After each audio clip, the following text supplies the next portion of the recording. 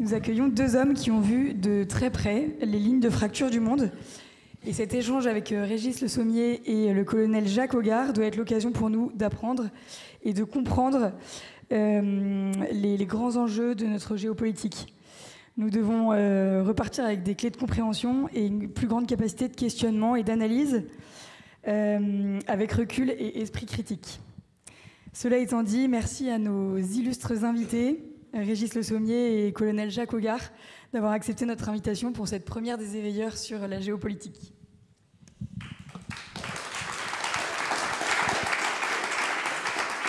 Alors, je vais commencer par vous présenter rapidement tous les deux. Régis Le Sommier, il y a beaucoup à dire sur votre parcours palpitant. Vous êtes avant tout un grand reporter de guerre. Vous avez travaillé pendant 25 ans, je crois, au magazine Paris Match. 27. Jusqu'à en être le directeur adjoint.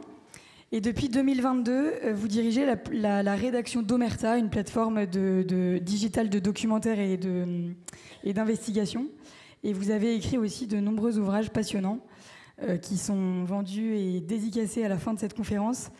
Et notamment La vérité du terrain, récit d'un reporter de guerre. Et Qui est le diable, l'autre ou l'Occident, qui a été très récemment publié en janvier 2025. Colonel Jacques Hoggard, vous êtes officier en retraite. Vous avez servi dans la Légion étrangère, puis dans les forces spéciales, engagé au Rwanda et aussi au Kosovo.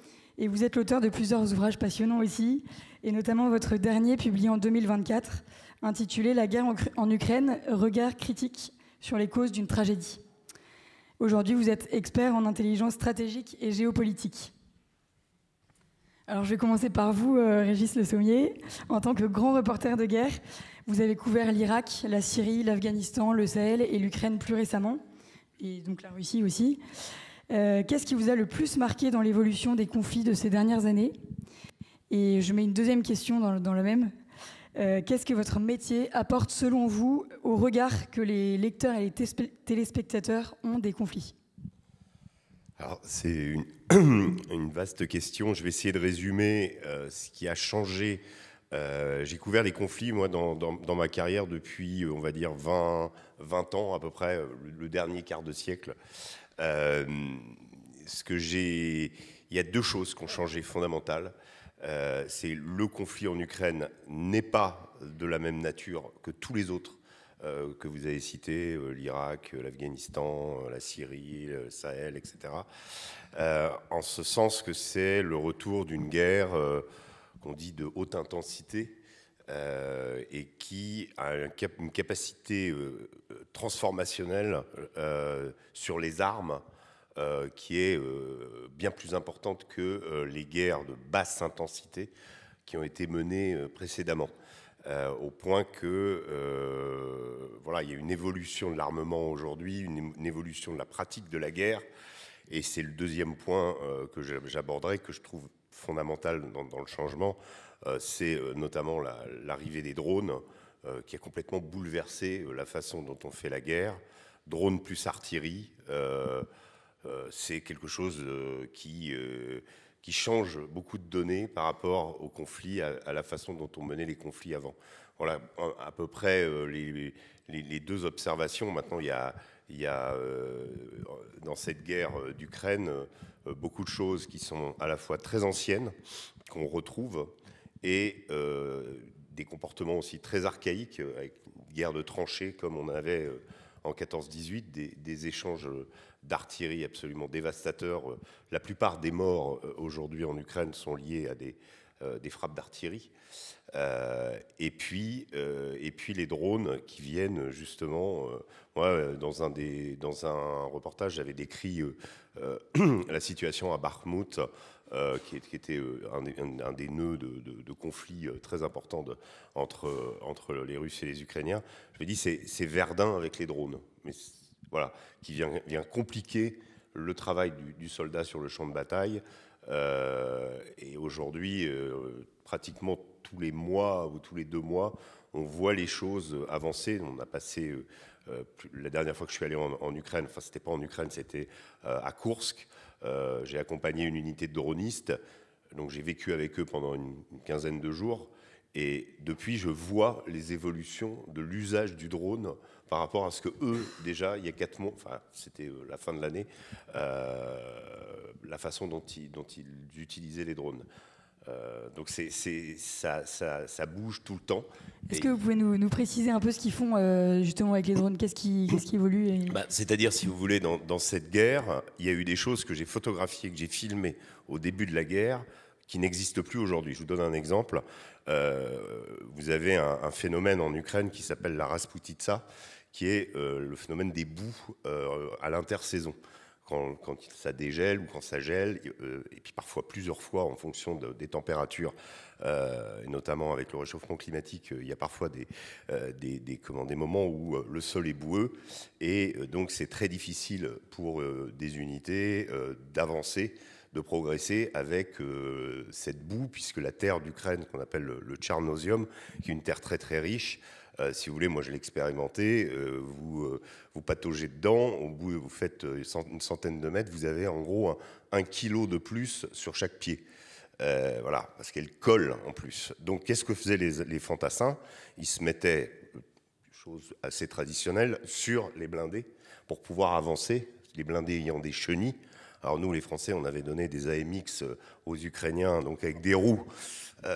Au moment de certains assauts, ils n'ont pas été utilisés tout de suite. Vous voyez, il y a aussi ça dans le matériel qu'on donne, et le matériel OTAN, on pourra en parler aussi, qu'il y a beaucoup de problèmes, qu'il y a eu beaucoup de problèmes d'adaptation et notamment de hauteur, parce que c'est un matériel utilisé en Irak, en Afghanistan, dans le Sahel pour avoir un point de vue, alors que les blindés russes sont beaucoup plus ras du sol, et il y a environ 1 mètre de différence, donc c'était plus facile pour les Russes de taper les blindés. Ça a été des enseignements comme ça qu'on a pu voir. Mais concrètement, les rassemblements de fantassins, les essaims de fantassins sur les blindés, c'est terminé parce que, si vous voulez, vous avez, je ne sais pas combien, dans un Bradley ou un VAB, je ne sais pas combien vous avez de types à l'intérieur, peut-être 5 ou 6. Si vous en mettez une dizaine, avec un drone, vous éliminez une vingtaine de mecs, quoi. Donc ça n'existe plus. C'est des choses. Au début de ce conflit, il m'arrivait d'arriver à l'arrière. Il y avait une centaine de mecs dans les baraquements, etc. J'ai vu le nombre de soldats diminuer au fur et à mesure de l'évolution de la guerre, jusqu'à cette dernière expérience où on était avec 4 ou 5 types au maximum, planqués dans des maisons, tout feu éteint la nuit, circulant soit avec des pick-up très très rapides, soit avec des motos, soit avec des quads, parce que quand le drone vous suit avec une moto ou un quad, vous pouvez aller dans la forêt. Donc là, vous pouvez l'éviter, il ne peut pas vous suivre dans la forêt.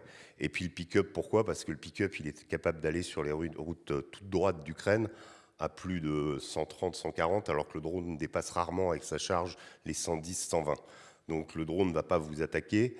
Et puis le pick-up, on embarque quoi? On embarque, je vous parlais d'archaïsme tout à l'heure, le bon vieux fusil à pompe ou le bon vieux chevrotine pour essayer d'abattre le drone s'il arrive vers vous, parce que c'est la meilleure façon de l'avoir. Il ne faut pas un fusil de précision parce que vous avez toutes les chances de le louper, mais en revanche un fusil qui diffuse de la grenaille, eh bien vous allez casser le drone, et c'est l'arme la plus efficace. Donc contre l'ultra technologie, il faut prendre le fusil du grand-père. Vous voyez, on est dans des, voilà, quand je vous dis ce mélange, voilà. Et donc toute cette évolution, j'ai vu aussi le drone devenir complètement central. C'est-à-dire qu'à une époque, je me souviens, j'étais sur le front au nord de Bakhmout, le front de Kremina, et on était avec une unité où le drone était encore un drone d'observation qui rapportait de l'information qui était donnée aux positions d'artillerie pour traiter les mecs en face. Aujourd'hui, les unités qui opèrent sont seules, elles opèrent à la place de l'artillerie, elles peuvent opérer en complément. Et moi, j'ai été avec, je vous donne un seul exemple, j'ai fait une mission avec une patrouille de 4 types. Ils avaient 4 drones, des trucs que vous achetez dans le commerce, et ils ont neutralisé 2 stations-service à Soudja, qui était le fief des Ukrainiens dans l'oblast de Koursk, où se réunissaient. Donc ils ont réussi à mettre hors d'état de nuire 2 avec des drones archaïques et c'est 3 types, vous voyez, avec 20 km de portée, des manières de bricoler, de trouver des ondes, parce que en fait c'est une guerre d'ondes. Et les soldats qui font ça sont des soldats qui ressemblent à nos ados, c'est-à-dire qu'ils prennent du Red Bull le matin pour partir en opération, et le soir ils bouffent des pizzas.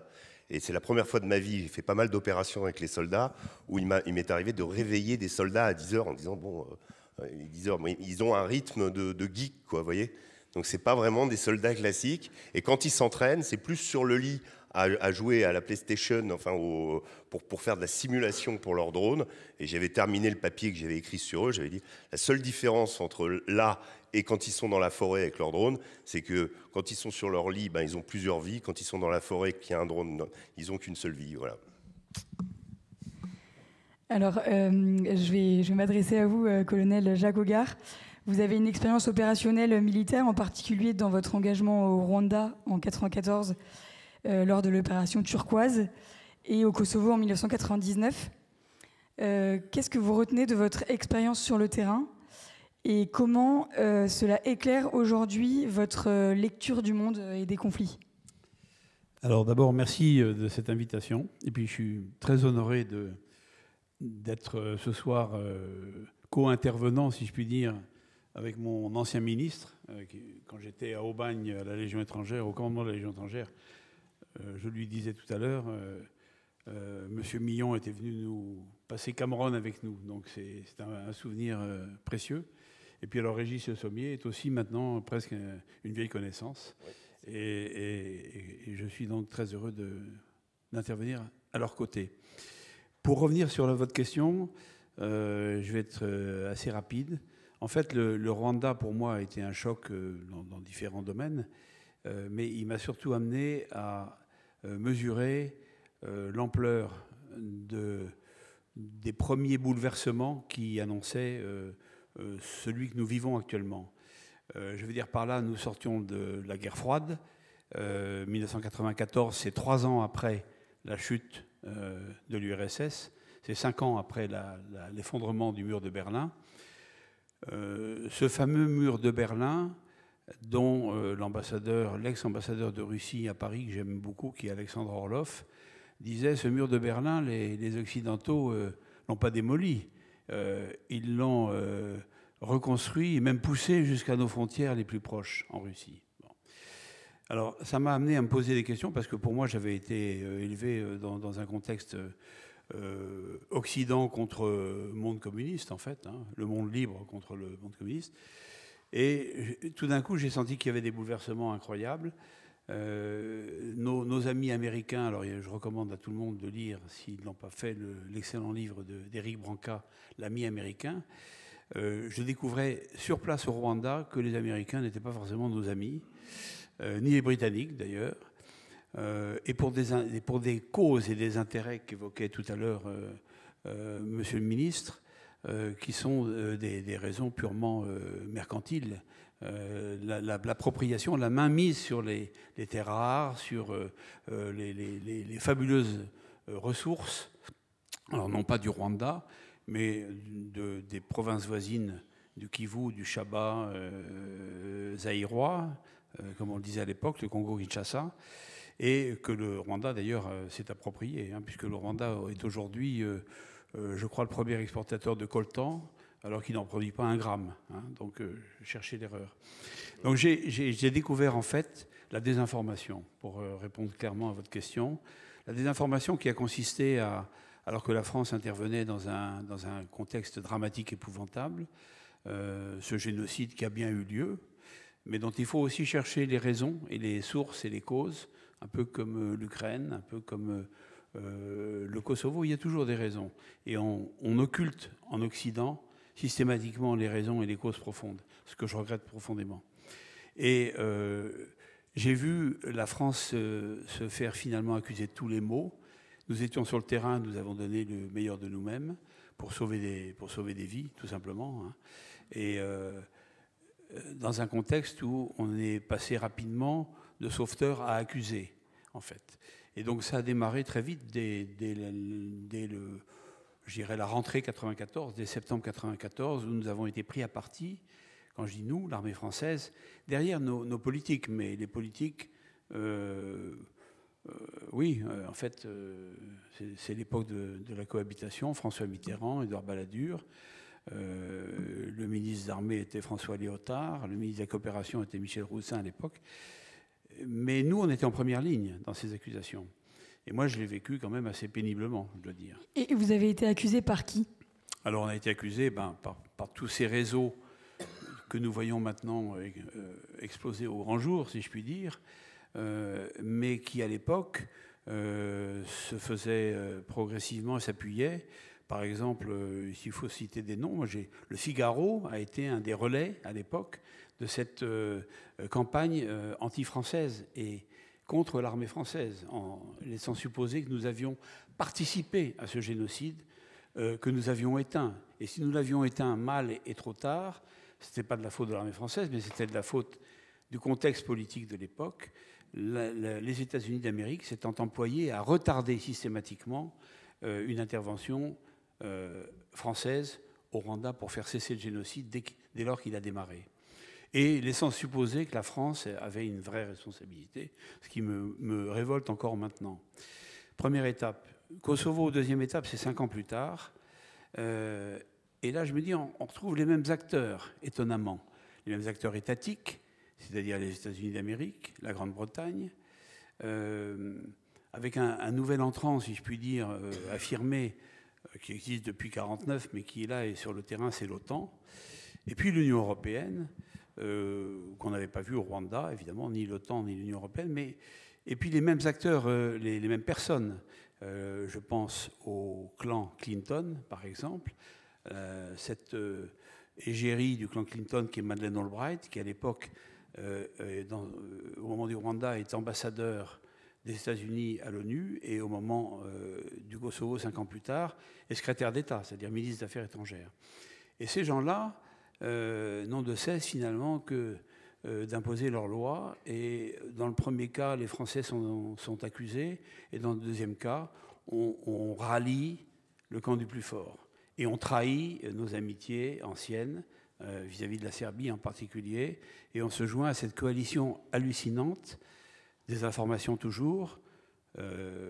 Vladimir Volkov l'a très bien défini dans ses livres, qui consiste à une coalition de nombreux pays de l'OTAN, à aller bombarder finalement un petit pays d'Europe centrale, la Serbie, qui a succédé à la République fédérale de Yougoslavie, détruite depuis 10 ans, à mon avis, pas par hasard, et d'aller punir ce pays, de vouloir maintenir l'ordre et la sécurité sur son territoire, dans sa province méridionale, le Kosovo, qui est considéré par les Serbes comme leur cœur identitaire, historique, spirituel, c'est la Jérusalem des Serbes, le Kosovo. Voilà, donc moi, ces deux expériences m'ont vacciné, si je puis dire. Elles m'ont fait comprendre que il y a un décor apparent, il y a une espèce de décor virtuel, et derrière, il y a la réalité des choses. Et alors, c'est ce qui m'a amené à regarder le conflit en Ukraine avec des yeux tout à fait différents de la plupart de nos concitoyens. On nous a dit qu'il y a les méchants Russes qui agressent les Ukrainiens. Oui, c'est vrai. Le 24 février 2022, l'armée russe est entrée en Ukraine. Mais pourquoi ? Pourquoi ? Et dans quel contexte ? Et suite à quoi ? Alors j'ai essayé de résumer ça dans ce livre, parce que la faute initiale me semble, et je le dis, c'est politiquement incorrect, mais me semble imputable directement au même clan américain. Alors, d'aucuns diraient l'État profond. La face émergée, c'est le clan démocrate. C'est Clinton et ses héritiers, on va dire, d'Obama à Biden, et on voit ce que ça a donné, qui ont voulu cette guerre, qui l'ont conçue, et qui l'ont déclenché non pas en 2022, en réaction à cette agression russe, mais qui l'ont déclenché, à mon avis, dès la fin de l'Union soviétique, à partir de 1991. C'était un objectif. Zbigniew Brzezinski, qui est un grand stratège américain, l'a parfaitement décrit dans son livre Le Grand Échiquier. Et il s'agit simplement, pour la première puissance mondiale, de fractionner l'Europe en deux, d'empêcher l'émergence d'une Europe unie de l'Atlantique à l'Oural, qui était le vieux rêve gaullien, il faut le dire, et qui menaçait la suprématie américaine. Alors ça, ce but a été atteint, mais au prix de quelle perte épouvantable. Régis Le Sommier en a parlé tout à l'heure dans des termes très concrets, très terrain-terrain. C'est important aussi de comprendre ce qui se passe dans la tête d'un soldat qui est sur place, les pieds dans la glaise, et qui affronte maintenant des dangers tout à fait nouveaux, hein, que nous n'avons pas connus.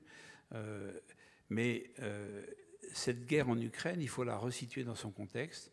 Et son contexte, il démarre vraiment, concrètement, en 2004, avec la tentative de révolution orange qui vise à arracher l'Ukraine à la sphère russe, qui était en fait l'ancienne communauté des États indépendants. Et surtout à partir de 2014, avec ce qu'on va appeler les accords de Minsk, quand le pouvoir change de main après la révolution de Maïdan, que le pouvoir dit occidental, j'ai honte d'être occidental dans ces cas-là, prend le pouvoir à Kiev et s'en prend à la partie russophone et orthodoxe du pays, à l'est du pays, où l'armée ukrainienne bombarde sa propre population et fait, on a évalué ça, je crois, à 15 000 morts civils. Personnes civiles, femmes, enfants, bien sûr, etc.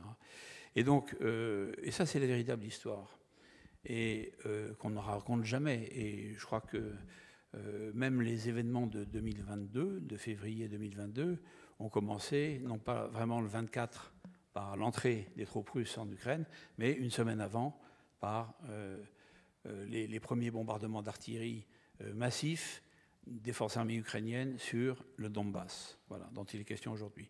Pour résumer, donc, c'est cette désinformation découverte, palpée au Rwanda et au Kosovo, qui m'ont amené à comprendre que l'Ukraine, c'était un petit peu plus compliqué que ce qu'on voulait dire dans les journaux français ou dans la bouche de M. Macron et de son gouvernement.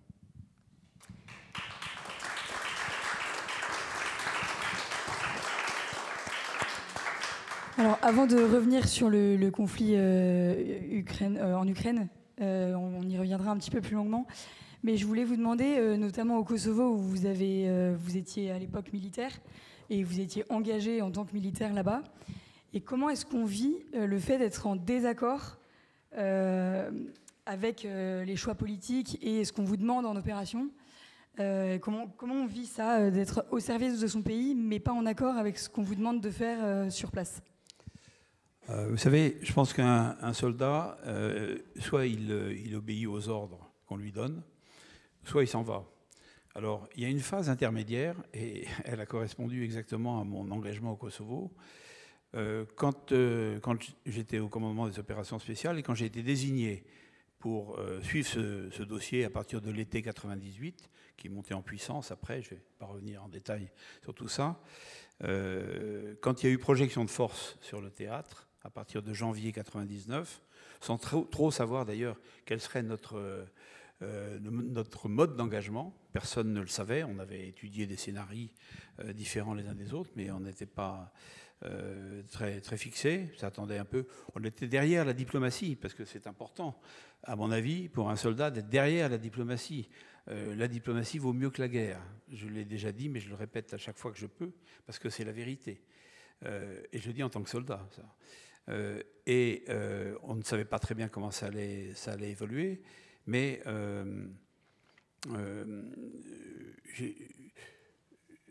j'en ai parlé avec mon père, qui était officier général déjà à la retraite depuis quelques années, et je lui ai fait part de mes doutes, après qu'il m'ait rappelé un certain nombre de choses sur l'amitié historique franco-serbe, etc. Et il m'a dit, avec un sourire, « Sois pas trop méchant avec les Serbes, essaie de comprendre un peu, etc. » Et puis il dit, « Papa, si c'est ça, moi, je vais me faire dégager de ce dossier, de cette responsabilité, puis je vais repartir sur l'Afrique, que j'aime et qui est plus mon terrain naturel. » Eh bien non, dans la famille, on ne fait pas ça. On a une responsabilité, on la tient, on la prend. Et puis, tu auras sur le terrain un discernement, ou du discernement, que n'aurait pas forcément l'officier qui te remplacera automatiquement si tu n'y vas pas. Donc tu y vas, et puis tu te débrouilles, et tu fais de ton mieux, finalement. C'est ce que j'ai essayé de faire. Simplement, au bout du compte, je me suis dit, voilà, c'est ma dernière opération. Je ne peux pas continuer au-delà. Et pourtant, l'armée française, c'est ma famille. Monsieur le ministre Charles Millon l'a dit tout à l'heure, c'est une très belle armée par sa composante humaine et morale, qui est assez extraordinaire, il faut le dire. Alors, elle a des tas de défauts au plan matériel. Elle n'est pas assez nombreuse aujourd'hui, elle ne recrute pas assez, etc.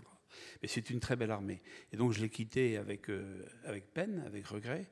Mais voilà, à un moment donné, on est obligé de mettre ses actes en conformité avec ce qu'on croit profondément. Merci pour ce témoignage. Donc vous avez un petit peu expliqué les origines du conflit ukrainien, donc en pointant du doigt la responsabilité des États-Unis et de l'OTAN. Donc on se rend compte que finalement c'est pas vraiment, c'est beaucoup plus qu'un conflit régional. C'est presque une opposition entre des grandes puissances.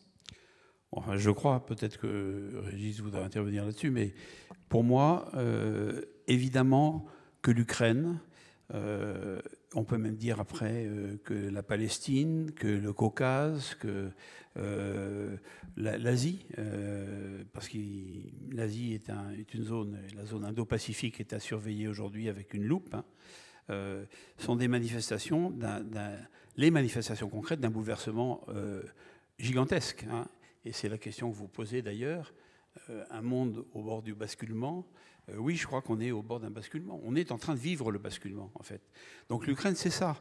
Alors l'Ukraine, pour moi, c'est une guerre, je le dis brutalement, quitte à choquer, et je demande pardon si je choque certains, mais pour moi, l'Ukraine, c'est une guerre, finalement, entre un Occident décadent et une Russie qui retrouve ses racines.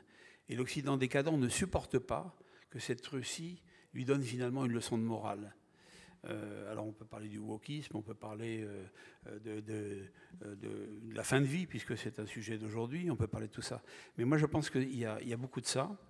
Et alors l'OTAN, et puis alors il y a bien sûr des intérêts matériels et financiers et commerciaux. L'OTAN est finalement le voyageur représentant en commerce le plus efficace du lobby militaro-industriel américain. Il faut vendre, il faut vendre, il faut vendre.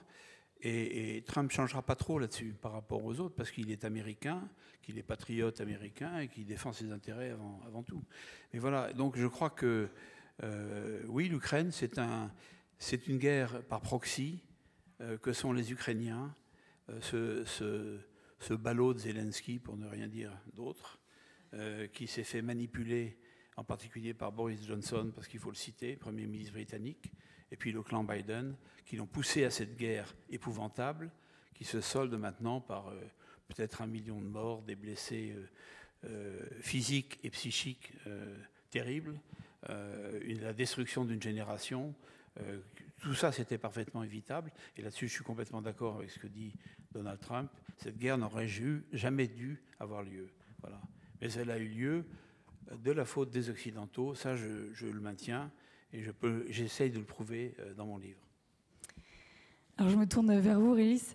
Est-ce que l'Europe aurait pu participer à éviter cette guerre en étant peut-être plus prudente, en étant peut-être plus indépendante des États-Unis voilà, quelles auraient été les options possibles pour éviter cette guerre? Personnellement, je pense que l'Europe était parfaitement incapable, ni même n'avait la volonté, à mon sens, d'éviter cette guerre. Alors, on nous rappelle continuellement, et c'est la vérité, c'est Poutine qui attaque, l'Ukraine qui est envahie et l'Ukraine qui se défend. Maintenant, pourquoi l'Europe, à mon sens, aurait été incapable on va dire, de jouer une autre partition, c'est que l'Europe, depuis 1945, d'abord, elle a été créée avec l'approbation des Américains. l'Union européenne. Voilà. Que ce soit Maurice Schuman ou Jean Monnet, on est avec des gens qui sont très proches de Roosevelt, qui sont très proches des Américains. Et en fait, il y a dans cette Union européenne d'abord une volonté de régenter au-delà des souverainetés, ce qui intéresse les Américains, et en plus de leur ouvrir, on va dire, un marché. Voilà.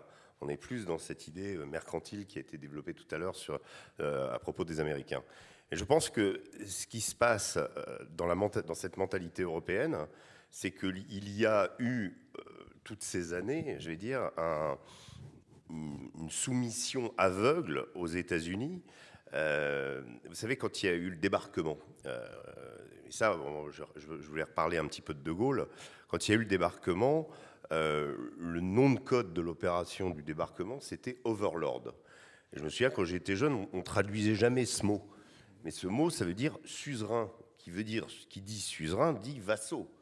Et la façon dont les Américains envisageaient l'occupation de la France, c'était en imposant une forme de monnaie, un dollar français, à travers l'AMGOT, qui était la structure qu'ils avaient mis en place pour occuper la France, avant que De Gaulle ne nomme les préfets. Et le taux de change de ce dollar français était inférieur au dollar, dollar allemand qu'ils allaient... Donc, c'était quand même l'Allemagne, la raison pour laquelle il y avait eu tout ce malheur. Mais les Français, on était moins bien traités. Donc c'est pour vous dire que les Américains n'étaient pas là pour être très sympathiques avec nous. Et ce qui s'est passé à ce moment-là, et la raison pour laquelle De Gaulle a toujours refusé de commémorer le D-Day. Et donc, quand on reprend ce qui s'est passé, ce qui arrive avec Donald Trump aujourd'hui n'est absolument pas nouveau. Or, on a vécu des générations d'hommes politiques, alors je ne dis pas tous, hein, je ne les mets pas tous dans le même panier, mais il y a eu une habitude de cette soumission aux États-Unis, au point que quand la guerre en Ukraine, on va dire, a été embarquée, quand on s'est embarqué avec l'administration Biden, on était dans un TGV qui fonçait, la motrice c'était les Américains. Et quand Donald Trump est arrivé, en gros, la motrice, je ne dis pas qu'elle a disparu, hein, parce que si les Américains retirent toutes leurs billes d'Ukraine, en 2 semaines, la guerre est terminée et Poutine a gagné.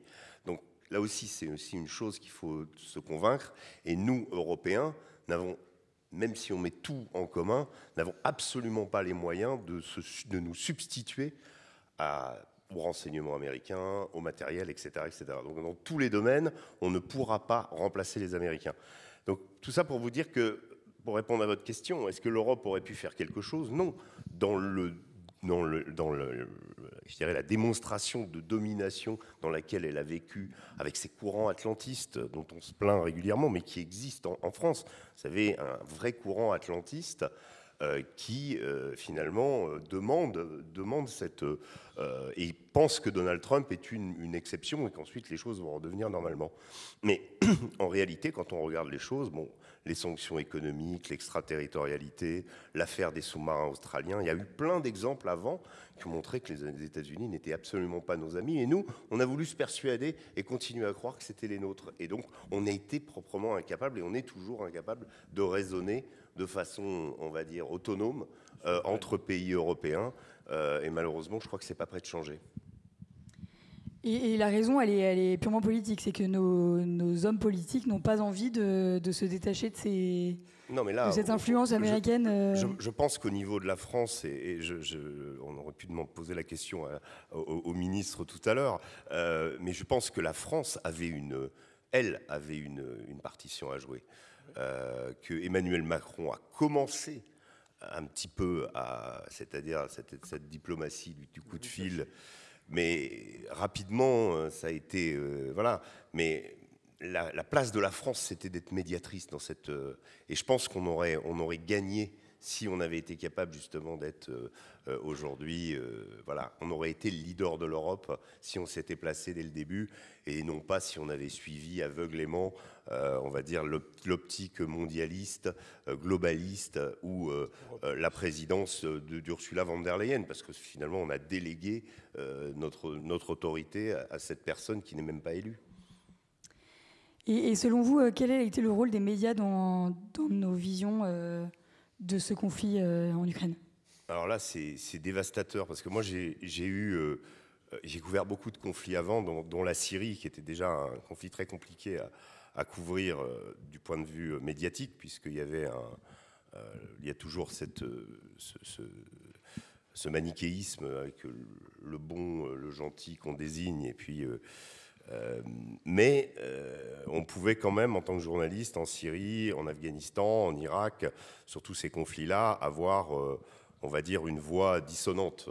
Je me souviens que j'étais à Paris Match au moment de la guerre d'Irak. Je suis parti aux États-Unis et il y avait un grand reporter qui s'appelait Jacques-Marie Bourget, qui lui était... Non, la première guerre du Golfe, pardon. Je n'étais pas encore à Paris Match, mais je me souviens très bien, qui lui était resté du côté de Saddam Hussein. Et la propagande américaine déjà massive pour la première guerre du Golfe disait Saddam Hussein affame sa population, et lui il allait sur le marché, il prenait des photos et disait mais non, pas du tout, regardez, je suis sur le principal marché de Bagdad, vous voyez bien, il y a voilà. Donc il faisait son job finalement en disant Saddam Hussein c'est pas parfait, c'est pas un gentil, mais il n'affame pas son peuple, contrairement à ce qu'a raconté le porte-parole du Pentagone aujourd'hui. Moi, ça m'est arrivé dans certaines circonstances, et j'en ai été peiné au moment de la guerre. Je me souviens d'un épisode à Alep. Je couvrais la bataille d'Alep, la fin de la bataille en décembre 2016. Les forces gouvernementales de Bachar el-Assad avaient reconquis à peu près la totalité de la ville, et il restait 4 km² qui étaient aux mains des divers groupes djihadistes qui étaient regroupés là-bas et qui attendaient d'être évacués vers l'ouest pour la libération complète ou la reconquête de la ville.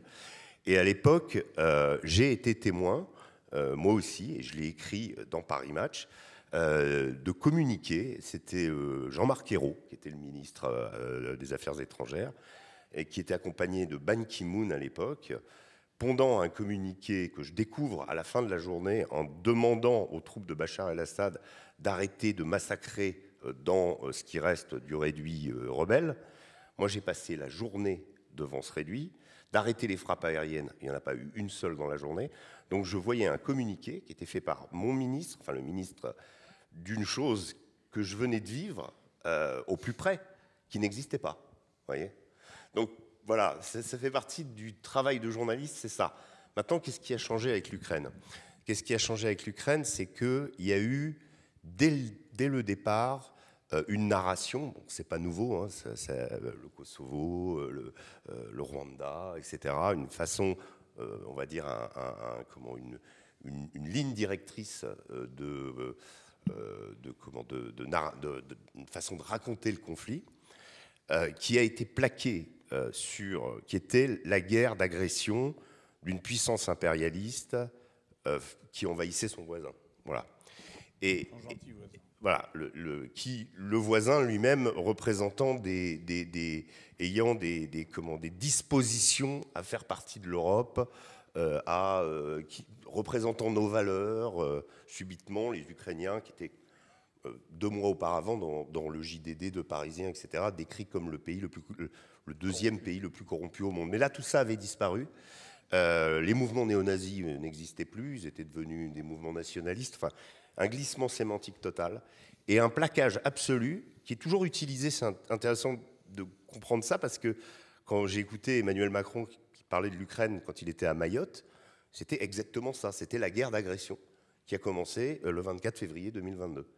Tout ce qu'il y avait eu avant avait été complètement gommé. Et tous ces points particuliers, le problème des nationalistes ukrainiens, le problème de leur lien avec l'Allemagne, le problème même de la Shoah par balle, pas que les Allemands qui ont fait la Shoah par balle en Ukraine, hein, les Ukrainiens ont beaucoup participé à cette Shoah par balle. Donc tout ça, ça avait disparu. Au point qu'on pouvait dire Azov, et finalement c'est un peu, vous savez, le sketch des inconnus avec le bon chasseur et le mauvais chasseur. Là, Azov, c'était devenu le bon nazi. Il y avait un bon nazi parce qu'il combattait de notre côté. Et en fait, il y a eu un rouleau compresseur. C'est le point principal que je veux vraiment, si partez avec cette idée-là, il y a eu un véritable rouleau compresseur qui valait exclusion, par fait de pro-russisme, on va dire, à quiconque remettait en cause ou exposait ou exprimait une idée un peu différente en disant attendez, attention l'Ukraine, attention les Juifs là-bas ils ont été exterminés. Alors vous avez des gens totalement disparates comme Arnaud Klarsfeld par exemple, qui s'est retrouvé dans le camp de Poutine. Bon. Des gens, on va dire, d'autres, moi je pense à Pierre Conessa, je pense à voilà, des gens qui ont commencé à exprimer, et la même chose s'est produit sur Gaza aussi, hein, avec une vision imposée, très très rigide en fonction des médias, mais sur l'Ukraine c'était général. C'est-à-dire ce que j'avais rencontré en Syrie était encore pondéré par des reporters britanniques, des vieux de la vieille qui disaient « Mais attendez, ce que vous nous racontez là, l'opposition, c'est gangréné de djihadistes ». Les mecs l'écrivaient dès le début. Nous, on n'avait pas le droit de l'écrire, il fallait dire « Attention, l'opposition, c'est des sociodémocrates, Bachar, c'est le mauvais ». Voilà. Et puis après, il y a eu l'État islamique, donc ça a compliqué un peu les choses. Voilà, il y avait les islamistes modérés, le Front al-Nusra qui fait du bon boulot, dixit Laurent Fabius, etc., etc. Donc en fait, il y avait quand même au moment de la Syrie une certaine respiration qui existait. Au niveau de l'Ukraine, tout ça avait totalement disparu. J'aurais aimé, moi, être à la tête des agences de communication américaines qui ont conçu la narration et la communication autour de ce conflit, mais c'était proprement remarquable. On a été laminé, et je vous dis, on s'est retrouvé dans des barques, parfois dans des émissions traînées dans la boue par des gens accusés, etc. Moi, j'ai couvert l'Ukraine, j'ai eu la chance de couvrir l'Ukraine côté ukrainien, au début de la guerre, pour le Figaro Magazine. Et ensuite, après, je l'ai couvert côté russe. À partir du moment où j'ai couvert le front du côté russe, ce qui me paraît toujours nécessaire qu'il y ait des gens qui fassent les deux côtés, quoi. Même si ce n'est pas forcément les mêmes. Là, j'étais changé, j'étais rentré dans une espèce de machine, je m'étais transformé en agent de Poutine. Et je dis toujours, dans ma carrière, j'ai travaillé beaucoup sur l'Afghanistan. Je suis allé beaucoup en Afghanistan et j'ai travaillé beaucoup avec les talibans, avec qui j'ai passé beaucoup de temps, y compris dans l'opposition, dans la montagne, quand ils faisaient mener leur guérilla contre le gouvernement, contre les Américains, contre les Français. J'ai été avec les talibans et je les ai rencontrés aussi quand ils sont arrivés au pouvoir. J'ai même fait un documentaire sur leur retour à Kaboul. Jamais personne m'a dit « tu fais la propagande des talibans ». Jamais personne. Là, subitement, en appliquant les mêmes critères côté russe, je devenais un suppôt de Poutine, un petit télégraphiste, etc., etc. Et alors, ce qui est intéressant, c'est qu'aujourd'hui, on voit très bien comment la machine se met en place, parce qu'il y a des médias officiels, anciens, etc., classiques, mais vous avez les réseaux sociaux. Et sur les réseaux sociaux, quand vous êtes attaqué, c'est toujours la même phrase, c'est toujours le même schéma. Parfois, ça change un tout petit peu, mais on sent qu'il y a des éléments qui ont été distillés comme ça. Et puis après, vous avez la condamnation à mort, c'est la page Wikipédia, où là, tout à coup, vous êtes décrit comme une sorte de personnage qui... Et là, en fait, vous êtes bloqué parce que vous ne pouvez pas intervenir sur votre page Wikipédia. Les gens pensent que c'est des choses neutres. Ce n'est pas du tout neutre, c'est piloté par des gens qui sont des militants. Et là, vous avez le droit à un portrait et ça vaut exécution. Voilà. Nous sommes d'accord. Donc voilà pour les médias. Alors, on pourrait passer des heures sur ce conflit, mais je voudrais qu'on termine pour pouvoir passer à d'autres éléments de cette soirée. Mais concluons quand même sur votre avis sur la fin de la guerre. Est-ce que vous pensez qu'on peut terminer sur une paix négociée, ou est-ce que on va vers la défaite de l'Ukraine ou de la Russie et qu'il faut attendre ça pour que on arrête cette guerre? Colonel. Moi, je pense qu'en fait, la guerre, elle est déjà perdue pour l'Ukraine et pour l'OTAN qui est derrière. Et ça, c'est un élément majeur, à mon avis. Alors, bien sûr, il reste un certain nombre de choses à régler, si je puis dire. Aujourd'hui, il y a des négociations qui sont en cours. Alors, il y a la façade. Là aussi, il y a la partie presse et le monde politique un peu virtuel. Puis, il y a la réalité. Moi, j'entends dire que les discussions ne se passent pas si mal. Il y a eu ce contact téléphonique entre Trump et Poutine qui en dit long, parce qu'en fait, il n'y a pas d'Europe là-dedans, il n'y a pas de Français, personne ne compte vraiment. et même Zelensky, hein, qui, à mon avis, est au bout de sa vie politique, qui va devoir faire autre chose. Alors, il a, je crois, mis ce qu'il fallait de côté pour que ça se passe bien pour lui, mais je pense que la guerre, si vous voulez, va prendre fin. Alors, il y a plusieurs scénarios pour ça. Il y a soit ces négociations aboutissent, mais comme dans toute guerre, c'est le vainqueur qui dicte ses conditions au vaincu. Ce n'est pas le vaincu qui dicte ses conditions au vainqueur. Alors après, il faut une juste paix. Ça, c'est un vrai sujet, parce que on se souvient du bouquin de Jacques Bainville dans les années qui ont suivi le drame absolu de la Première Guerre mondiale. Voilà, il faut éviter, évidemment, quand Poutine dit qu'il faut régler les causes de ce conflit, il a raison, mais il ne faut pas rajouter des causes inverses de l'autre côté, si vous voulez. Donc ça, c'est une vraie question de bon sens, d'intelligence et de justice, c'est évident. Mais le pouvoir ukrainien a le choix aujourd'hui, à mon avis, c'est mon avis personnel, je ne sais pas ce qu'en pense Régis, mais je pense qu'il a le choix entre poursuivre cette guerre de manière erratique, presque obsessionnelle, et faire continuer à faire tuer sa population et à détruire ses infrastructures et à faire tuer sa jeunesse, même si elle déserte et même si elle essaye d'échapper par tous les moyens au hachoir à viande, si je puis dire vulgairement, ou alors de négocier en acceptant que la partie russophone revient à la Russie, parce que finalement les frontières héritées du monde soviétique n'étaient pas forcément les mieux tracées. Donc ça implique la Crimée, puis ça implique le Donbass, pour être clair. Et puis accepte cette vocation qu'avait initialement l'Ukraine d'être un trait d'union entre l'Europe de l'Ouest, l'Europe centrale, l'Europe de l'Ouest, et l'Europe de l'extrême-est, qui est la Russie, parce que la Russie est quand même un pays d'Europe, comme l'a rappelé tout à l'heure M. Millon. Donc, évidemment que si cette guerre, si ces négociations n'aboutissent pas, cette guerre va se prolonger, la Russie ne lâchera pas, elle ne peut pas lâcher. Donc ce ne sera pas 4 oblasts ukrainiens qui deviendront russes, comme c'est le cas aujourd'hui, mais ce sera peut-être 6. Il y aura le problème d'Odessa, qui est un problème colossal à régler, etc. Donc moi je prie pour que, oui, M. Zelensky s'en aille, parce qu'il est l'obstacle majeur à cette paix aujourd'hui, et que émerge un pouvoir ukrainien raisonnable qui accepte de discuter sur les bases que vont lui fixer au départ, évidemment, les Russes qui sont vainqueurs. Bon. Alors derrière, il y a la donne otanienne, la donne européenne, européiste, je dirais.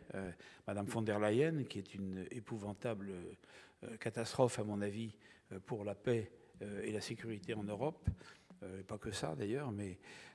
et bien évidemment, il faut arriver à neutraliser tout ça. Et c'est là que Trump joue un rôle, à mon avis, très important, parce que c'est bien dommage pour nous, Français. On en a parlé tout à l'heure, on aurait dû occuper une place centrale dans tout ça, et on s'est fait marginaliser, et on ne compte plus pour rien aujourd'hui. Mais il faut souhaiter que, avec tous ces zigzags, je dirais, toutes ces variantes permanentes, M. Trump soutienne le principe de ces négociations pour qu'elles aboutissent. Sinon, c'est encore des mois et peut-être des années de guerre, parce que les Russes ne lâcheront pas, à mon avis. Du coup, une dernière question. Régis, du coup, le fait que l'OTAN va probablement sortir très fragilisée de ce conflit, oui. Comment vous évaluez le bouleversement de l'équilibre mondial à l'issue de cette guerre, quand elle sera terminée? La tectonique des plaques, elle est en train de bouger. Elle a commencé en février 2022, évidemment. Je pense que ce qui s'est passé est majeur, et l'arrivée de Donald Trump au pouvoir a non seulement clarifié peut-être internationalement la place des États-Unis, sans comment on va dire, sans pommade, sans on va dire même à l'époque de la guerre d'Irak, on nous parlait de libérer les Irakiens, de leur donner the gift of democracy, etc. Même à l'époque de Bush, où aussi il y avait des intérêts évidemment qui étaient primordiaux, on nous expliquait que c'était un geste démocratique qu'on faisait. Là, avec Trump, on s'embarrasse plus du tout de ce genre de choses, et ça permet de clarifier les choses et de montrer que les Américains, non, ce ne sont pas nos amis, et que eux, on savait qu'ils ont leurs intérêts, que Trump cherche à faire coïncider diplomatie et économie. C'est vraiment, il veut régler les conflits au Moyen-Orient en faisant des deals financiers avec les pays. Il a mis ça, il est en train de mettre ça en pratique. Et nous, eh bien, on est face à nous-mêmes, c'est-à-dire que c'est un peu ce que les Américains nous disent. Vous, faites ce que vous avez à faire, dressez-vous, montrez-vous en tant qu'Européens. Et ça, on a toutes les peines du monde parce qu'on est habitué au logiciel ancien et que j'ai décrit tout à l'heure. Mais je crois que pour ce qui est de l'OTAN, ça fait partie c'est la même analyse, c'est-à-dire que c'est une organisation qui est née en 1949 et qu'on est habitué à être derrière ce parapluie américain et qu'aujourd'hui, on est contraint de nous débrouiller par nous-mêmes, en sachant qu'on n'a pas les moyens pour le moment, qu'on peut augmenter les programmes d'armement pour avoir des armées peut-être compétitives à 5 ans, 10 ans. Mais là, pour ce qui est du conflit ukrainien aujourd'hui, on n'a pas les moyens qu'il faut. Et l'armée française a beau être fantastique. Moi, je l'ai accompagnée en Afrique, au Sahel. Ce fut la Légion, les commandos parachutistes ou même les forces spéciales.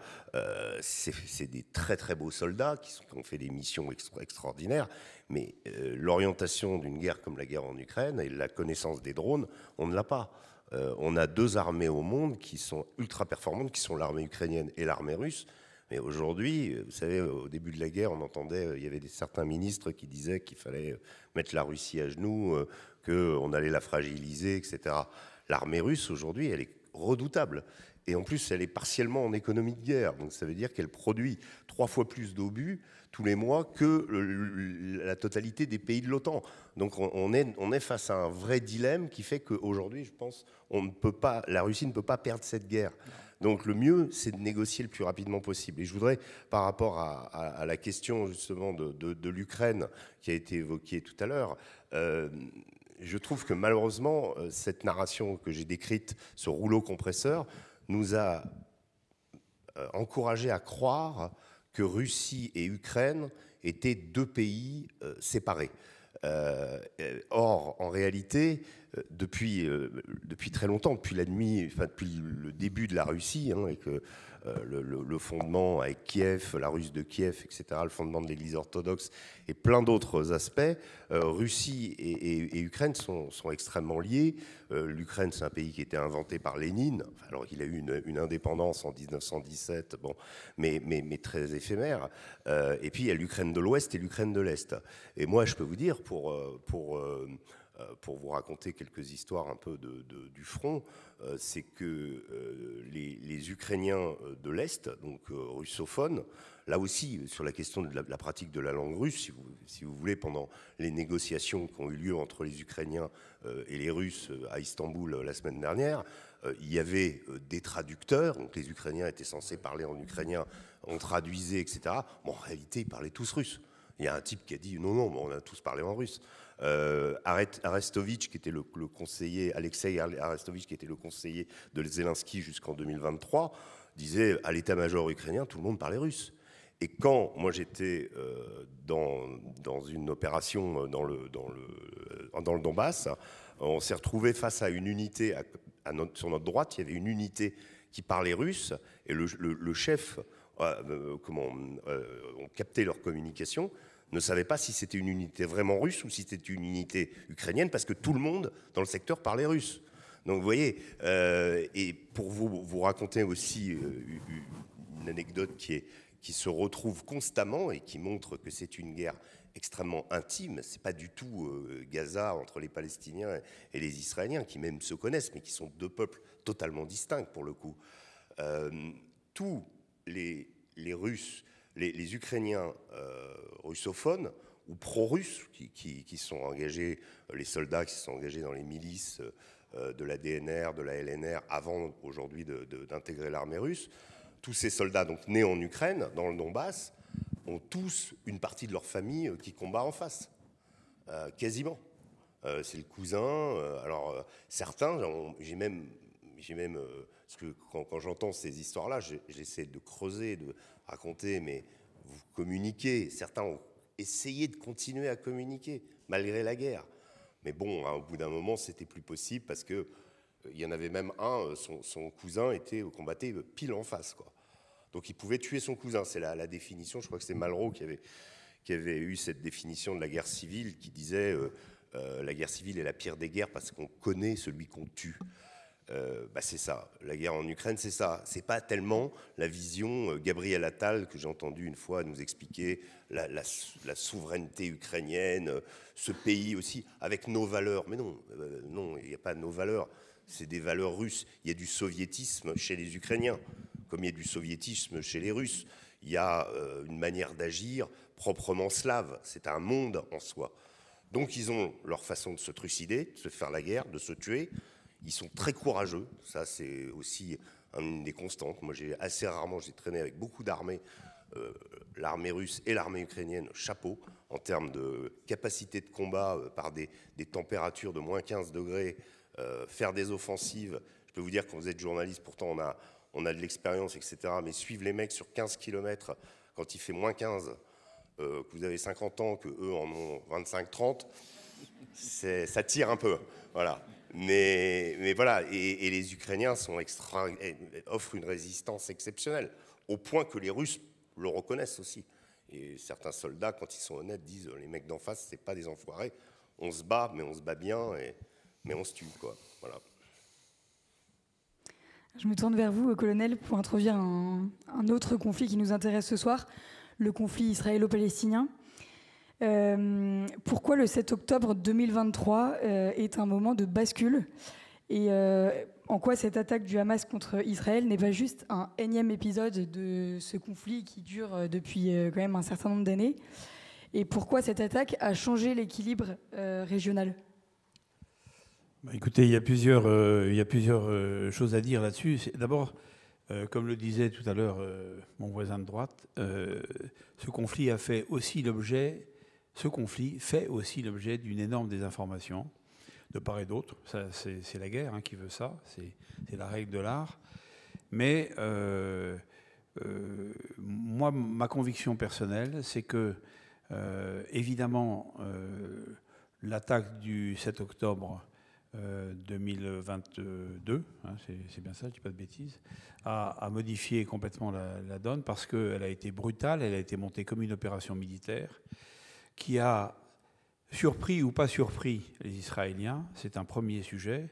Moi, je pense que, mais je peux choquer en disant ça, mais je le pense vraiment, Netanyahou avait intérêt à un incident majeur par rapport à sa position personnelle politique en Israël, confronté à une opposition forte et à des accusations compliquées pour lui à gérer. Son avenir politique était menacé.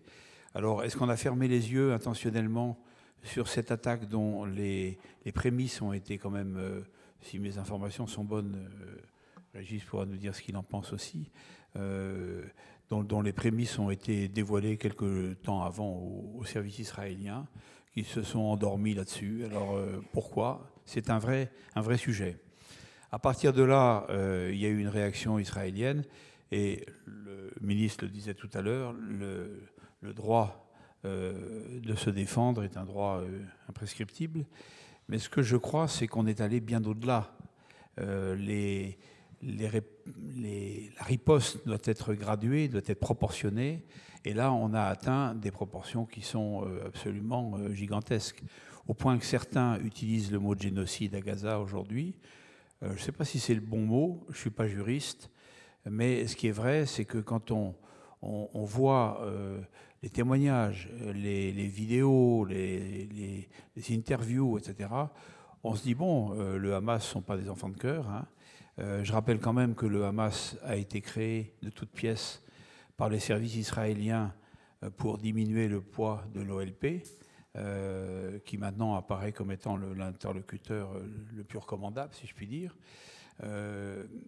et qu'il n'était pas seul. Il y a d'autres groupes israéliens, d'autres groupes palestiniens, chrétiens ou musulmans, il faut le dire aussi, parce qu'il y a quelques groupes chrétiens dans cette affaire, qui sont tout simplement l'expression d'une révolte profonde qui remonte à 1948, à la date de création d'Israël, à l'expulsion de leurs terres et de leurs maisons des Palestiniens dans des conditions parfois rudes et sans égard, et que cette colonisation se poursuit, en particulier aujourd'hui en Cisjordanie, dont personne ne parle, mais qui prend des proportions là aussi, à mon avis, inhumaines. Et donc, moi, ce que je pense, c'est qu'à un certain stade, la haine appelle la haine, la guerre enclenche la guerre, et il n'y a plus de limite à ça. Alors, bien sûr, derrière tout ça, il y a tout le Proche et le Moyen-Orient. Il y a eu l'attaque simultanée au nord d'Israël, au sud Liban. Il y a eu, bien sûr, la liquidation des chefs du Hezbollah. Là aussi, on a une vision en Occident du Hezbollah qui est particulière parce qu'on a le souvenir de la guerre du Liban, on a le souvenir de l'attentat du Drakkar. Moi, je suis soldat et je pense à mes camarades parachutistes qui ont été victimes de cet attentat abominable. Mais je suis allé aussi beaucoup en Iran ces dernières années, tout au moins jusqu'au Covid. Après le Covid, c'était plus difficile. Et j'ai vu, par exemple, les cimetières de jeunes Iraniens à la sortie de Téhéran qui ont combattu Daesh, qui ont combattu finalement les troupes d'Al-Jolani, d'Al-Nosra, et qui sont morts au combat pour une autre vision de la région et de la paix et de l'islam, on peut dire. Donc chiite contre sunnite, alors c'est peut-être un peu simplifié comme version des choses, mais le manichéisme dans cette affaire me paraît dangereux. Et surtout, ce que je crois très grave, c'est que cette guerre de Palestine, d'Israël-Palestine, Palestine-Israël, aujourd'hui, a débordé dans nos campagnes, j'allais dire, non, dans nos banlieues, et ça c'est gravissime. Et je pense que la responsabilité des médias, la responsabilité des politiques, de faire du combat d'Israël notre combat n'est pas une bonne solution, à mon avis. Je regrette qu'on ait abandonné notre politique arabe complètement, qu'on ait vacillé d'un côté à l'autre depuis des décennies pour en arriver à ce gâchis épouvantable, où finalement on est en train d'apporter chez nous une guerre qui n'est pas la nôtre. Comme on a importé dans un autre domaine, la guerre d'Ukraine, chez nous, qui n'est pas notre guerre au départ. Voilà, donc ce que je peux dire, l'arrivée de Trump joue un rôle quand même important. Trump, je ne sais pas si vous vous souvenez, en janvier ou février, avait répandu une vidéo assez choquante, je dois dire, de Gaza reconverti en Riviera américaine avec des casinos où on fait de l'argent, etc., etc. Bon, il est revenu là-dessus. Je pense qu'il a compris aussi que l'image de l'Amérique souffre énormément dans le monde aujourd'hui. L'Amérique n'a plus le rayonnement et le retentissement et le respect qu'elle avait auparavant, et qu'il est peut-être temps de mettre un peu d'eau dans son vin. Donc, il a une approche mercantiliste, il a une approche affairiste, en fait, qu'il est en train de mettre en œuvre 5 ans après donc l'échec des accords d'Abraham, et on est en train de revenir sur toute la politique au Moyen-Orient, même vis-à-vis de l'Iran. Il est en train d'évoluer sous la pression de ses amis saoudiens. C'est assez extraordinaire ce qu'on est en train de vivre. C'est un bouleversement général. Alors, il reste plein d'inconnus. Est-ce que ça va aboutir? Il y a des discussions en Oman actuellement sur la partie nucléaire que Trump avait saboté en 2018 en revenant sur les accords qui avaient été signés 3 ans auparavant, en remettant des sanctions sur l'Iran, comme si les sanctions étaient la panacée. Oui, parce que c'est un autre aspect de ce bouleversement général. Il y a le Caucase, qui n'est pas très loin. Il y a l'Arménie, il y a l'Azerbaïdjan, il y a la Turquie dont on a parlé tout à l'heure, mais qui est quand même vraiment pour moi, en tout cas de mon point de vue, un gros problème pour la paix dans toute cette région. Voilà, donc, et puis Israël elle-même, parce qu'Israël continue ses poussées, le Golan, un bout de Syrie, pourquoi pas, et puis on entend les extrémistes au pouvoir aujourd'hui à à Jérusalem, parlait de grand Israël qui couvrirait des zones annexées de tous les pays voisins, etc. La disparition de la Jordanie, etc. Donc moi je pense que Trump, là-dessus, peut être une puissance de paix, hein, comme on l'a dit, avec des intérêts qui ne sont pas forcément les nôtres. Mais a-t-on le choix, puisque nous, on ne représente plus grand-chose. Rappelez-vous le voyage de M. Macron au Liban, où il avait promis la révolution générale et la reprise en main de ce pays, et on voit la catastrophe que c'est. D'ailleurs, il n'y retourne pas, parce qu'il vaut mieux. Hein, ce serait une déconfiture totale pour lui. Voilà ce que je peux dire en gros. Hein, j'ai peut-être été un peu sommaire, mais pour dire ce que je pense réellement de ce conflit qui ne peut pas être réduit à des bons et des méchants, à mon avis. Oui, finalement, vous nous montrez que ce conflit, il est essentiellement territorial. C'est une guerre de territoire, plus qu'une guerre ethnique, comme nous, on la comprend aujourd'hui. Nous la cristallisation, par exemple, dans les universités qu'on voit de ce conflit, on a l'impression que on le prend comme une guerre religieuse, et notamment dans les banlieues, et comme une guerre religieuse et ethnique, alors que finalement, c'est pas si simple, parce qu'il y a quand même, je vous dis, il y a des chrétiens palestiniens qui en prennent plein la figure, comme leurs frères musulmans. Hein. Oui, mais on n'en entend pas parler du tout. Non, on n'entend pas parler, c'est tabou. C'est tabou. Alors, peut-être que Régis en dira davantage que moi là-dessus, mais c'est tabou. Donc, il y a, vu de notre point de vue aujourd'hui, et c'est toujours les mêmes qui parlent, M. Attal ou M. Séjourné, ou M. Barrot, ou M. Haddad, ou M. Macron. Alors maintenant, il est en train de changer un peu de discours, parce que l'énormité de ce qui se passe quand même à Gaza fait que tous ces gens-là se sentent un peu gênés, donc commencent à... Et au milieu, Netanyahou ouvre des grands yeux écarquillés, parce qu'il a l'impression que le sol se déroule sous ses pieds. Son ami Trump n'est plus son ami, et les puissances occidentales qu'il soutenait jusqu'à présent commencent à dire mon vieux, tu pousses un peu loin le bouchon, hein. Il va falloir calmer le jeu. Voilà, donc pour moi, c'est au départ, vous savez, l'histoire, il faut toujours revenir à l'histoire, je pense. Israël est né en 1948. La puissance britannique a eu affaire à l'Irgun et à la Haganah, mouvement terroriste. Je pense qu'il faut revoir cette conférence de presse de Gaulle en 1967, qui est extrêmement limpide, qui dit des choses avec sa verve inimitable, et puis sa culture aussi, parce qu'il est une culture générale profonde, et qui dit les choses très bien, parce que, à mon avis, des années et des années plus tard, des décennies plus tard, rien n'a changé, en fait. On est toujours devant le même problème. Moi, je trouve que cette guerre, et même au-delà de Gaza, parce qu'il y a plusieurs acteurs, hein, on a évoqué le Hezbollah tout à l'heure, mais il y a aussi les Houthis, donc il y a la question de l'Iran. Il y a quand même quelque chose, une évolution chez Trump, depuis qu'il est au pouvoir, qui est intéressant et qui me paraît aller de pair vers une sorte de recomposition du monde. C'est-à-dire que d'un côté, vous avez cité Séjourné, Barrot, tous ces gens-là qui font du verbiage sur ces conflits, poussant, on va dire, la diplomatie française dans des retranchements émotionnels. Ça avait été inauguré par Laurent Fabius en Syrie, où il avait dit notamment à propos de Bachar el-Assad, cet homme ne mérite pas d'être né. Voilà. Bon, c'est le chef de la diplomatie française qui dit ça. Une fois qu'on a dit ça, que le type est au pouvoir, qu'est-ce qu'on fait ? Mais donc un dévoiement total, des gens qui se payent de mots.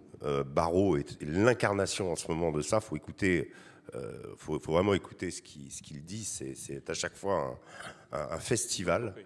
Et de l'autre côté, la fin de la croyance en la force de l'écrasement. C'est-à-dire que le Hamas n'est pas mort, même si 80% de Gaza a été détruite.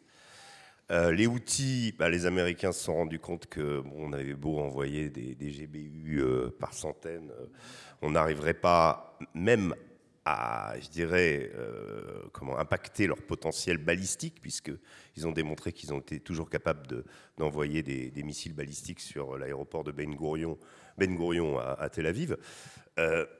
Et donc qu'est-ce qu'a décidé Trump? Trump a fait un accord, un peu dans le dos de Netanyahou d'ailleurs, avec ces fameux outils en disant bon, on a 2 porte-avions qui ne sont pas en forme, ça aussi on n'en a pas beaucoup parlé, je crois que c'est le Roosevelt et le Truman, qui ont dû faire des manœuvres, qui ont perdu des avions, qui sont tombés à la mer en faisant ces manœuvres pour éviter les missiles outils. Ça veut dire quand même que le porte-avions, vous savez, je parlais tout à l'heure de l'émergence des drones. Qu'est-ce que l'émergence des drones?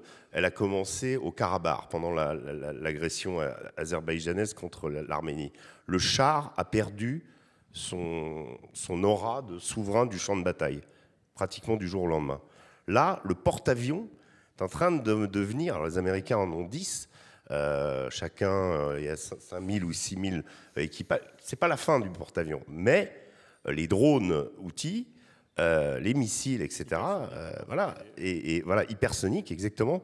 Donc là, il y a une redéfinition. Et qu'est-ce que Trump a décidé par rapport à ça? Il dit, bon, on va plutôt faire un deal avec les outils. Et donc ça s'est passé à Oman. Donc quand je dis la fin de l'écrasement, c'est-à-dire qu'il y a toujours cette sacro-sainte idée que voilà, on est l'Amérique, on est l'Occident, on va mater ces sauvages en faisant un tapis de bombes. En fait, là, je pense qu'on est à la fin aussi de cette idée et que peut-être... Et que Trump le comprend. Voilà, et que Trump le comprend parce que Trump n'est pas dérangé par l'émergence des BRICS non plus. Qu'il y ait des puissances concurrentes dans le monde ne le dérange pas, y compris des puissances concurrentes assez énergiquement hostiles aux États-Unis. Il le comprend quand il dit America First, c'est pas Amérique qui domine le monde entier, c'est un gros leadership, mais c'est pas la domination totale. Donc là, le paradigme, à mon avis, est en train de changer. Il n'y a guère que nous. Je veux dire, on continue de se payer de mots. Et quand je dis ceux qui sont au pouvoir, Barrot, etc., j'ai écouté Villepin, c'est un peu aussi le même genre de comment... Voilà. Même si j'estime beaucoup Dominique de Villepin, je trouve que là aussi, on est un peu dans les mots, alors que finalement, tout ça débouche sur rien du tout. On n'a pas de politique, on n'a pas vraiment à part cette obsession d'Emmanuel Macron d'envoyer des troupes françaises en Ukraine, qui partagent avec Keir Starmer, et qui est une sorte d'incongruité. On ne sait pas très bien quelle mouche l'a piqué de continuer à persister, à s'imaginer qu'il va envoyer des Français là-bas. Alors, on va aborder le dernier thème de notre soirée sur nos départs de l'armée française d'Afrique. Ces dernières années, on est parti de Centrafrique, du Mali, du Burkina Faso, du Niger, et ça sonne le glas de notre présence en Afrique.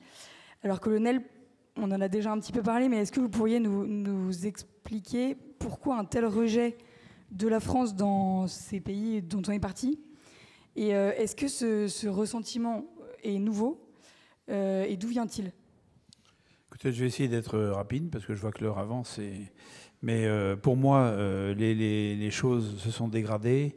D'abord, il y a une première étape avec quand Chirac a supprimé le ministère de la Coopération pour l'intégrer aux Affaires étrangères. Je pense que les Africains considéraient ce ministère à Paris, rue Monsieur, comme chez eux, leur antenne parisienne. Le jour où on l'a fermé, bon, c'est pas l'essentiel. Ensuite, il y a Sarkozy. Et Sarkozy a cumulé, à mon avis, les erreurs sur l'Afrique. D'abord avec un discours à Dakar qui a été extrêmement mal perçu, même s'il avait une part de vérité. Mais surtout dans ses actes. Alors, ses actes, c'est d'abord le lynchage de Kadhafi. Alors, non pas que je défende Kadhafi, qui aurait mérité peut-être d'être déboulonné, mais 10 ou 15 ans plus tôt, ou 20 ans plus tôt, mais qui là devenait un pion de stabilité essentiel. En déboulonnant Kadhafi, en tuant Kadhafi, on a créé une perturbation gigantesque qui affecte le Sahel, mais jusqu'au golfe de Guinée, qui a impacté la Côte d'Ivoire, qui impacte peut-être le Sénégal et d'autres pays comme le Togo, le Bénin, etc. Donc ça c'est une responsabilité gigantesque. On a libéré des armements qui se sont disséminés dans toute la région, qui ont alimenté quelques fronts de libération locaux comme l'Azawad, etc., mais aussi beaucoup les mafias, les bandits de la région. qui se sont appuyés sur une jeunesse désœuvrée, sans avenir. Voilà. Donc c'est facile après comment dirais-je, de désinformer les populations à partir de là, de les amener dans une logique qui est anti-française à un moment donné. Ensuite, il y a eu l'affaire de Côte d'Ivoire, le déboulonnage de Gbagbo, dans des conditions où, sans l'armée française, il serait resté au pouvoir probablement. Les Africains ont été marqués par ça. C'est l'interventionnisme colonial, entre guillemets, qui... comment ? Alors, c'est mes camarades du COS, hein, du commandement des opérations spéciales, qui ont fait le job, si je puis dire. Mais grave erreur, à mon avis, au plan politique. Et voilà. Ensuite, je fais court parce qu'il y a eu l'épisode Hollande avec la Centrafrique, le Mali, son heure de gloire, où il a bloqué les colons djihadistes et les yeux émerveillés, il a découvert l'Afrique favorable à ce moment-là à la France, mais très mal exploité, très mal géré dans la durée. Le Mali, il fallait exploiter cette victoire militaire pour changer la donne du Mali et pas remettre le vieux Mali ancien complètement pourri sur ses pieds et reprendre les vieux errements du passé. On ne l'a pas fait. Ça a laissé des traces, tout ça. Et puis ensuite, il y a Macron. Alors Macron, c'est la cerise sur le gâteau, si je puis dire. C'est les sommets Afrique-France à Montpellier où c'est n'importe quoi. C'est le discours de Ouagadougou où il humilie le président burkinabé Roch Marc Christian Kaboré devant ses étudiants. C'est la même chose au Congo, à Kinshasa, où il humilie le président Tshisekedi, où il va ensuite terminer la nuit en boîte de nuit, dans les boîtes de nuit interlopes, avec des individus de sexe un peu indéfini, à boire des bières jusqu'à pas d'heure. Est-ce qu'on imagine un président français dans cette posture ? C'est aussi l'envoi de son ambassadeur LGBT au Cameroun. C'est profondément choquant pour les Africains qui ont des valeurs traditionnelles, et qui voient qu'on cherche à leur instiller, leur insuffler nos non-valeurs d'aujourd'hui, que j'évoquais tout à l'heure comme étant celles de l'Occident décadent, malheureusement. Et ça, les Africains ne supportent pas. Et ça s'est incarné sur le nom de Macron, sur le nom de Sarkozy, etc. Ce qui fait qu'à un moment donné, eh ben le couvercle de la marmite saute, et on a ce qui s'est passé au Sahel. Quand Assimi Goïta, qui était encore colonel et pas général d'armée à l'époque, a fait son putsch, il y a maintenant quelques années, il s'est tourné vers la France et il s'attendait à être aidé, entre guillemets. On l'a montré du doigt en disant qu'est-ce que c'est que ce vilain militaire qui... Bon. Du coup, il s'est radicalisé. Alors maintenant, il est général d'armée, il est dans le pétrin absolu. Son voisin, le Niger, également. Son voisin, le Burkina Faso, également. La contagion s'étend peut-être vers le Tchad. La Mauritanie tient bon pour le moment, on verra. Le Sénégal est inquiet, etc. Et tout ça, moi je le dis, c'est bien dommage parce qu'on avait un autre rôle à jouer, nous aussi, Français, dans tout ça. On pouvait, c'est des pays amis, c'est des pays qui ont une histoire commune avec nous, c'est des pays qui ont une culture commune, qui parlent français. Moi, ça me fait mal de voir aujourd'hui qu'on est bouté de tous ces pays pour des raisons qui ne sont pas fausses au départ. Mais maintenant, ces pays sont dans un vrai pétrin. Ça, c'est les causes. J'espère quand même, malgré tout, et je suis persuadé qu'à un moment donné, comme ils ont affaire à des puissances de substitution qui ne sont pas vraiment intéressées par leur devenir, mais plutôt par leurs ressources, je pense qu'ils nous reviendront. Il faudra quelques années, puis il faudra qu'on change, nous, notre logiciel, notre manière d'être vis-à-vis d'eux. Voilà ce que je peux dire.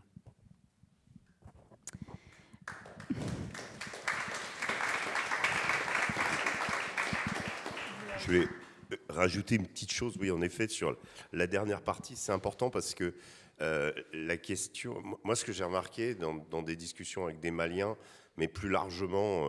je vous raconter une anecdote sur la Russie où j'avais rencontré une infirmière tchétchène. Vous avez, les Tchétchènes, on sait, sont on va dire, il y a deux groupes. Il y a les djihadistes qui sont chez Daesh, voire copains de M. Jolani. Et puis, vous avez Kadyrov, le président de la Tchétchénie, qui, eux, sont les fidèles de Poutine.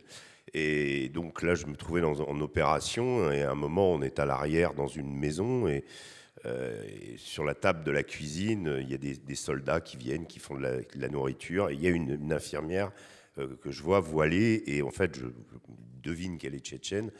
Et je vais lui parler pour lui demander, ce qui m'intéressait de savoir, c'est comment, quand votre grand-père a été écrasé sous les bombes à Grozny par Poutine, on en vient à être capable de donner son sang pour le même Poutine. Bon, j'ai pas eu tout à fait une réponse claire là-dessus, mais j'ai compris que c'était de l'ordre de ce qui se passe des grandes invasions, c'est-à-dire un rapport dominant-dominé.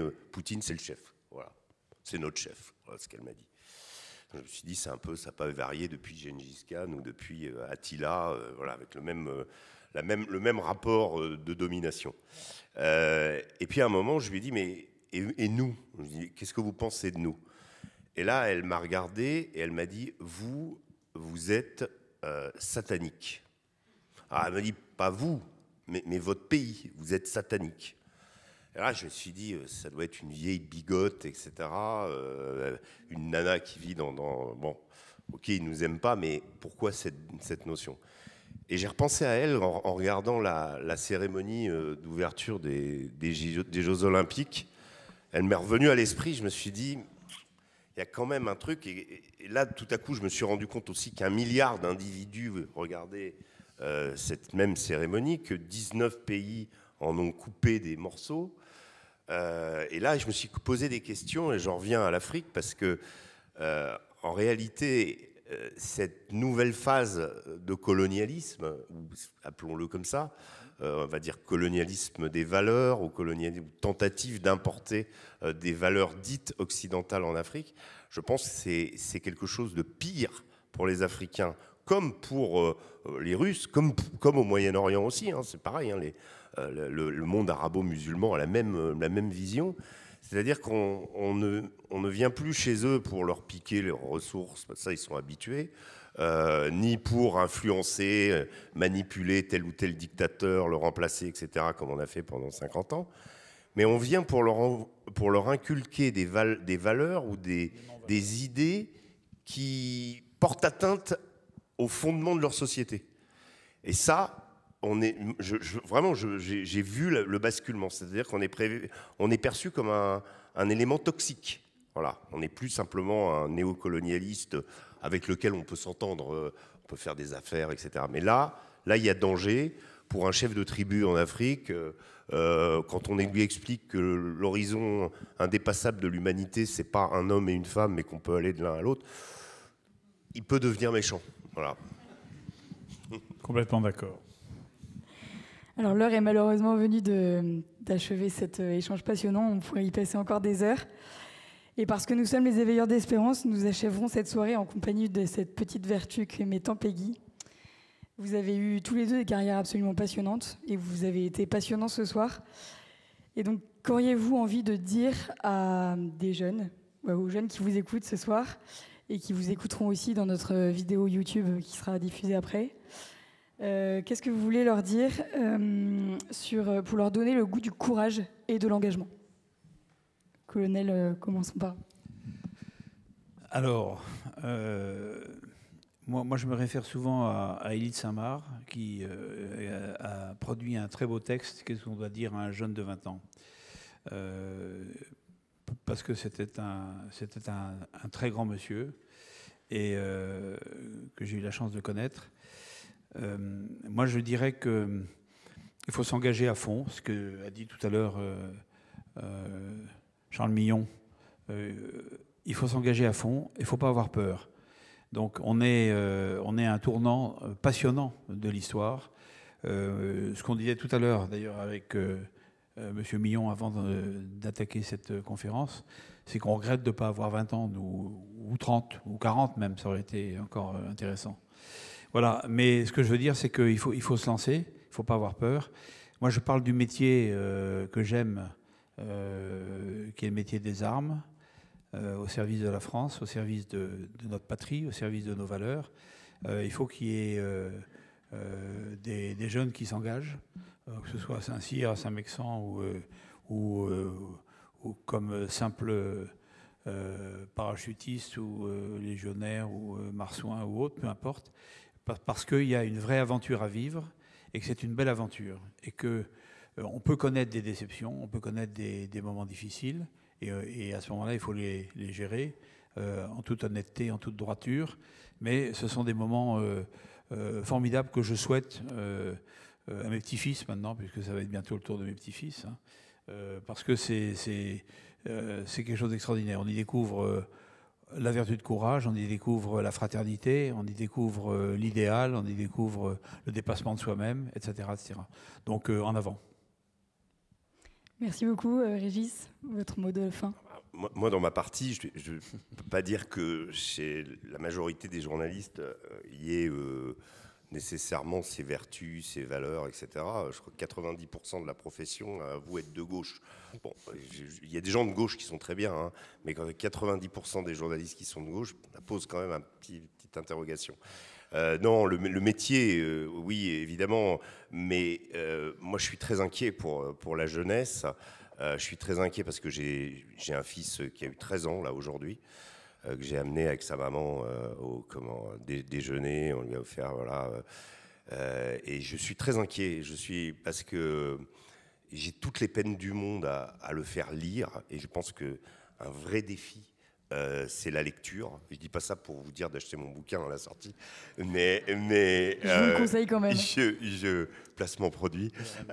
Mais non, en fait, c'est terrible parce que ces réseaux sociaux, ces reels, ces machins le portable, c'est un enfer parce que c'est une consommation passive qui justement contredit toutes les vertus que vous évoquiez, c'est-à-dire de l'engagement, du fait de se surpasser, de pousser les portes pour aller dans des endroits, voilà, pour découvrir le monde. Là, on reçoit le monde, on le consomme, on est en arrière sur un fauteuil ou dans un canapé. Parfois, on ajoute le verbe, ça on voit aussi le verbe de façon très agressive sur Twitter, on déclare des guerres sur Twitter, sur les réseaux sociaux, on exécute des gens, on échappe finalement au monde. Et en fait, je pense que le conseil que j'ai à donner aux jeunes, c'est de se coller à la réalité au maximum. De ne pas se mentir, de ne pas vivre non plus dans des catégories en disant bon, il y a les banlieues, puis moi, ma petite école catho. Non, il faut aller, ça ne veut pas dire qu'il faut aller nécessairement à la Courneuve, mais en tout cas, se confronter, faire du sport, vraiment, mais dans le sens, je dirais, découvrir le monde, l'avaler, le mordre, voilà. Mais ça demande plus d'efforts, me semble-t-il, qu'à notre époque, où il y avait moins ces machins-là et où on n'avait pas le choix. Et sinon, voilà, on tournait en rond dans la cour. Et effectivement, il y avait le sergent recruteur qui pouvait potentiellement, moi quand j'ai fait mon service militaire, on m'avait dit, ah tu sais, tu peux devenir fusilier marin. Ah, j'avais dit oui, pourquoi pas. Bon, finalement, j'ai décidé de poursuivre mes études et de devenir journaliste après. Voilà, c'est quand un des... vous savez, Alain Bertoncello, vous vous souvenez de celui, l'un des deux commandos marines, commando Hubert, qui est mort au Sahel, venait de cette école-là. Je me suis dit, tiens, si au mon service militaire, j'aurais peut-être pu devenir commando marine. Si je l'avais su à l'époque, peut-être que ça m'aurait intéressé, j'en sais rien. Mais oui, il y a des opportunités dans la vie, mais en tout cas, il faut faire un maximum de choses qui sont concrets, qui sont dans le réel, et lire. Je trouve que malheureusement, la nouvelle catégorie des jeunes, des hommes politiques qui arrivent, qui ont 27, 29, ne lisent pas assez. Quand certains, je ne vais pas les citer ici, mais évoquent, j'ai cité Gabriel Attal tout à l'heure, il a un peu lu Gabriel Attal, mais quand il parle de la Russie, il n'a pas lu. On ne peut pas aborder la Russie, on ne peut pas aborder Gaza si on n'a pas des éléments essentiels, si on ne s'est pas plongé, si on ne s'est pas imprégné, si on n'a pas digéré les choses pour pouvoir comprendre ce qui se passe, parce que sinon, on plaque une réalité, un truc linéaire, du préfabriqué, et en fait, on ne résout rien. Pire, on peut aggraver le conflit si on y va sans connaître. C'est la culture générale. Hein. Oui, tout à fait. Voilà. Mais ça, c'est en péril. Voilà.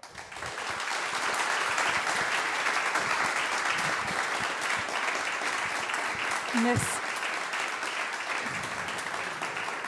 Merci infiniment, colonel Jacques Hoggard et Régis Le Sommier, de nous avoir livré vos analyses percutantes et engagées, qui ont contribué, je crois, à nous donner à tous des clés de compréhension sur les grands conflits qui bouleversent les équilibres mondiaux. Vous nous avez tous les deux convaincus, je crois, que chacun d'entre nous doit se forcer à prendre du recul, à exercer son esprit critique, à lire aussi, malgré les apparentes facilités de jugement qu'on a trop souvent. Nous allons poursuivre cette soirée par les dédicaces de vos derniers ouvrages passionnants que je vous invite à lire, ils sont extraordinaires. Et voilà, et des discussions si vous souhaitez les poursuivre. Merci d'être venus. Merci.